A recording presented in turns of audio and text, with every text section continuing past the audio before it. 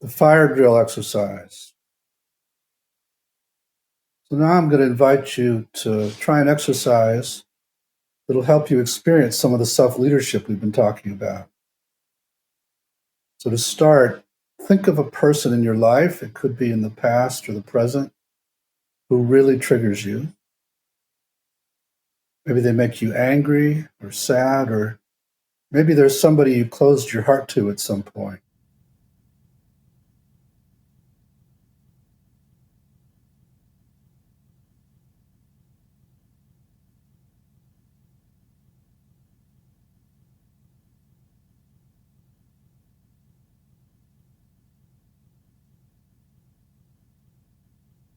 If you have somebody in mind, then put that person in a room by themselves so they're contained and they can't get out right now.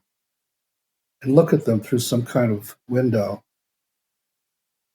And while you watch from outside, from the safety of not being in that room, have them do or say the thing that upsets you. And notice what happens in your body and your mind as a protector jumps in. And notice what this protector does to your muscles, to your heart. Feel what kind of impulses you have. How are you breathing? So we're just getting a felt sense of the impact of this protective part on your body and your mind.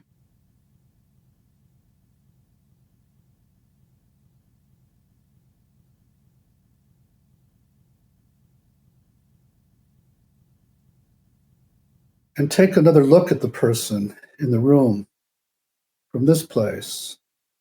And so you get a sense of how they look to you through the eyes of this protector. And you can reassure now the protector that you're not going to go into that room, so it can stand down for a little while. And see if it's willing to separate its energy from you, because you're not going to put yourself in jeopardy right now.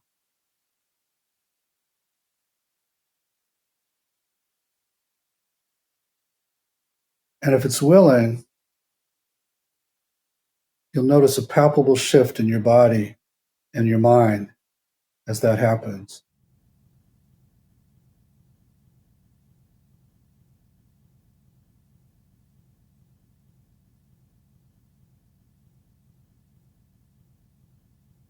So with this shift, notice what your muscles are like now, and your heart, and your breathing. And pay attention to what's going on in your mind.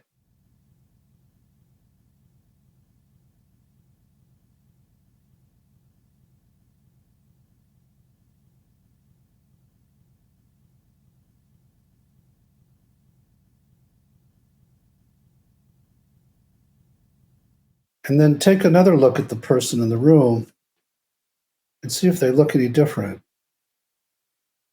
What does the person look like now?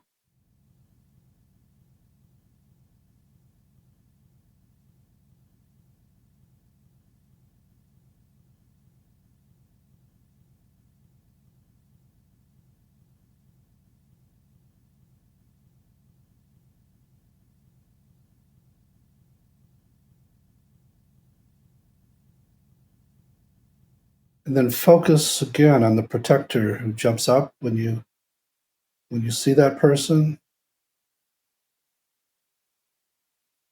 And see if you can get curious about how that protector operates now that it's separated from you a little more. And if you can, then ask the protector why it feels such a need to become so strong with this person. What's it afraid would happen if it didn't do that for you?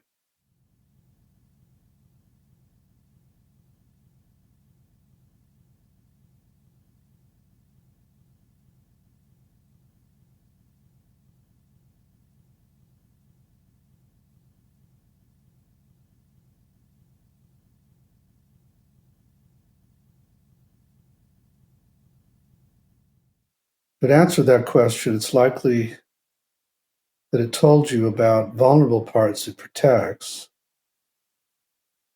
So see if you can show appreciation to it for working so hard to try and keep those parts of you safe, and then see how it reacts to your appreciation.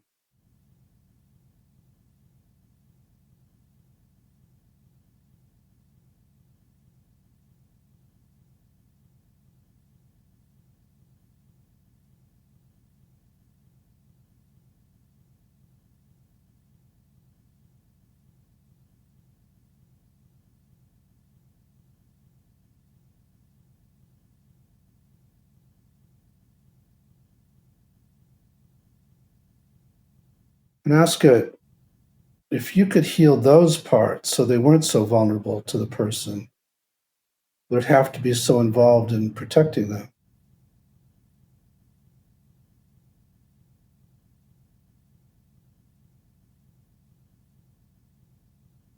And if not, what might it like to do inside of you instead?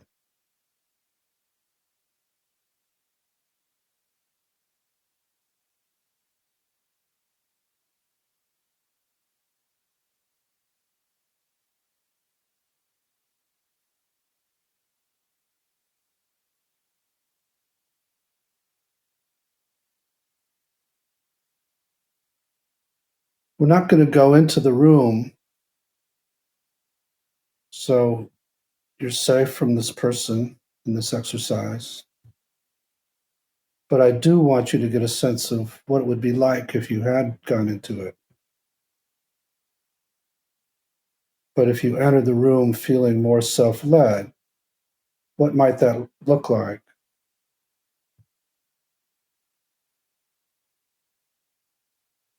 How would it play out in terms of how you would relate to this person from yourself as opposed to that protector?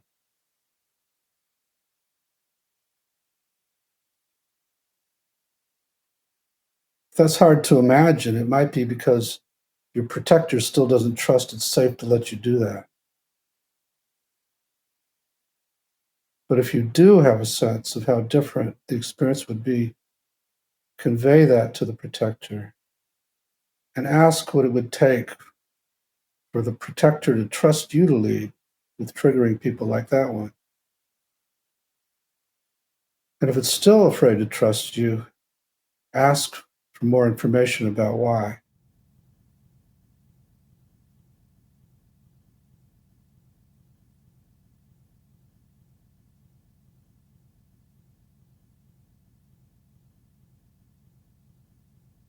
Then, when the time feels right, thank this part for whatever it did and show it appreciation for whatever it allowed you to do or let you know.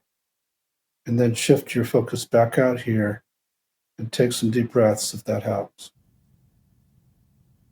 In this exercise, if your protector did step to the side, you probably noticed a big shift.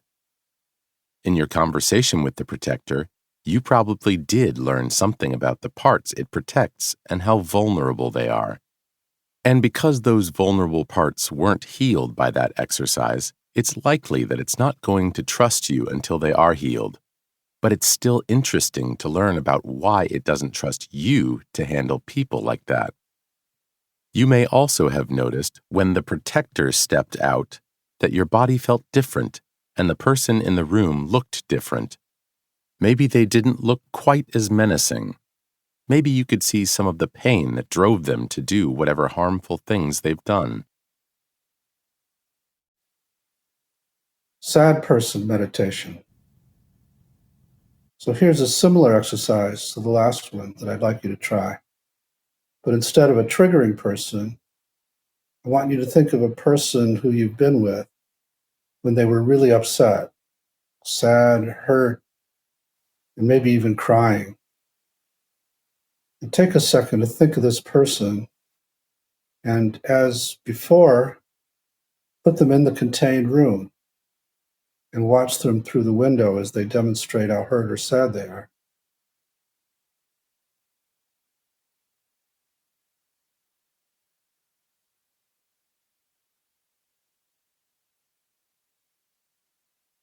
And then as you watch them, Notice what comes up in your body and your mind. So notice the thoughts you have about them, even if you're not proud of those thoughts. And notice all the different parts that react to the person. And feel how these parts affect your body. What do they do to your heart, your breathing, your muscles, your impulses? You might notice parts that are making it hard for you to watch the person in the room.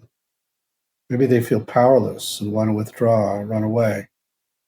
Keep your heart closed, or are active in some other way that seems protective.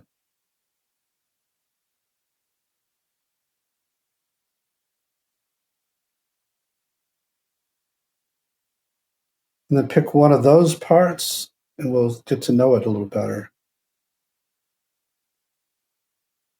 Let it know that right now you don't have to do anything for this person and that they're going to stay in the room. So it can relax and separate a bit if it can. And if it does separate, you'll notice again that palpable shift. And then you can look at the person again through these new eyes and get a vision of how you might want to be with this person if your parts would allow it.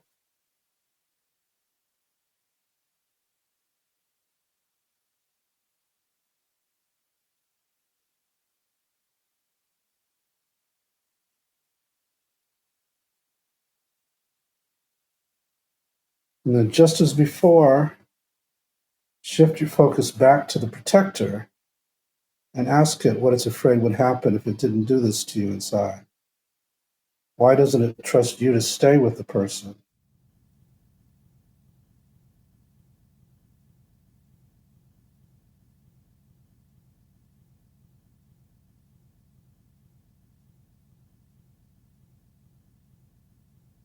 Whenever this part of the exercise feels complete, then thank the protector for all of its service and begin to shift your focus back outside.